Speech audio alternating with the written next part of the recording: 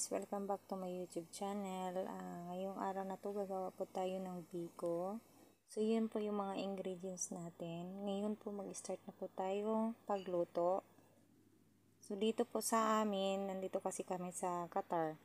Sinubukan po namin gumamit ng white sugar kasi wala po kaming brown sugar. Ang ginawa po namin ay inuuna po namin pag tunaw yung white sugar na magiging brown siya.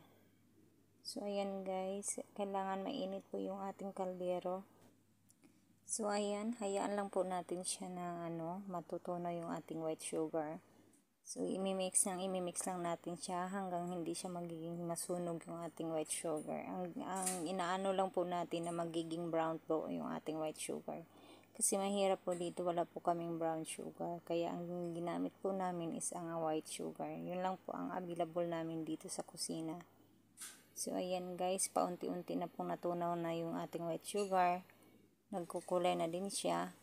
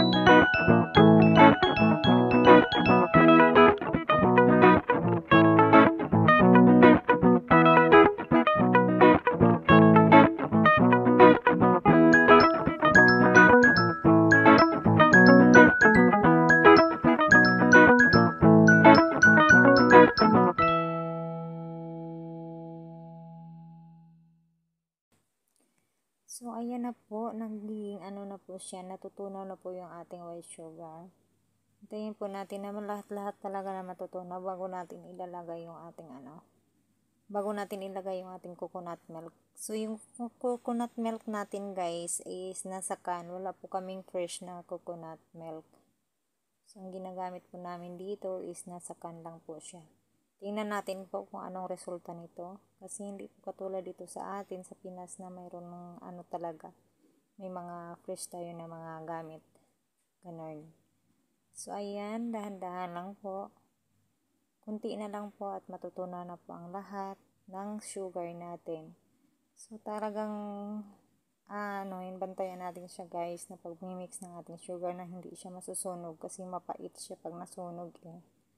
Ganon. Tapos, ayan.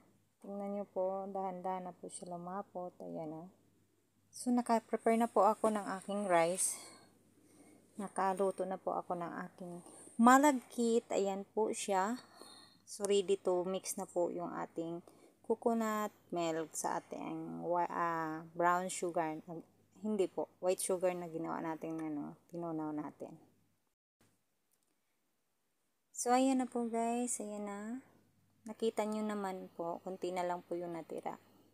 Yan, tiis-tiis lang po tayo kasi gusto natin kumain ng biko. Yung kasama ko kasi galing siya ng Pilipinas. Yan, dinalan kami ng malagkit. So, tinatry namin yung pagluto dito.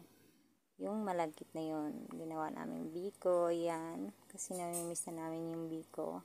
Shout out sa iyo, Almalakading-kading. Thank you po sa malagkit mo.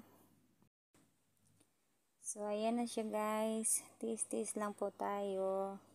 Hanggang matunaw po lahat. Yun, ano na po natin, dahan-dahan, mimix na po natin yung ating coconut milk. So, gumamit po ako ng 3 can nga coconut milk para sa ating dalawang spoon, hindi spoon siya, yung bang lata ng condensed pa na gatas na malagkit. Yun ang ini-estimate ko sa paghalo dito sa ating bang tawag nito? Latik. Ayan, latik. Kung sa baga si latik.